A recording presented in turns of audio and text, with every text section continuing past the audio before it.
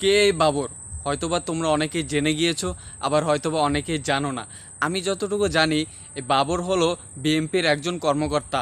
তার কারণে কিন্তু ভারত থেকে যে কোনো জিনিস কোনো স্বাভাবিকভাবে বাংলাদেশে আসতে পারতো না।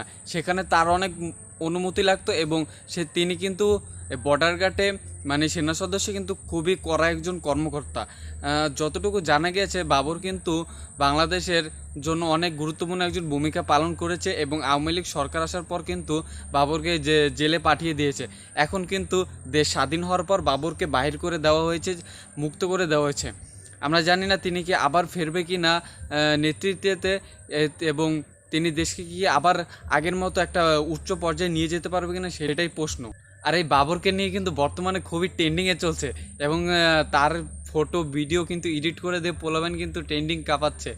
যেখানেই দেখছি খালি বাবর বাবর বাবর, বাবরকে মুক্তি করে দেওয়া হয়েছে। আগের বাবর আর এই বাবর কিন্তু এক নেই। এখন যুবক না, ইয়াং অবস্থায় তিনি তাকে জেলে পাঠিয়ে দেওয়া হয়েছিল, এখন তিনি প্রায় বৃদ্ধ হয়ে গেছেন। বাবর ভাইয়ের কিন্তু সুন্দর একটা মিডিয়া বক্তব্য কিন্তু প্রচুর পরিমাণে ভাইরাল হচ্ছে, তো সেটা আমরা একটু শুনে আসি।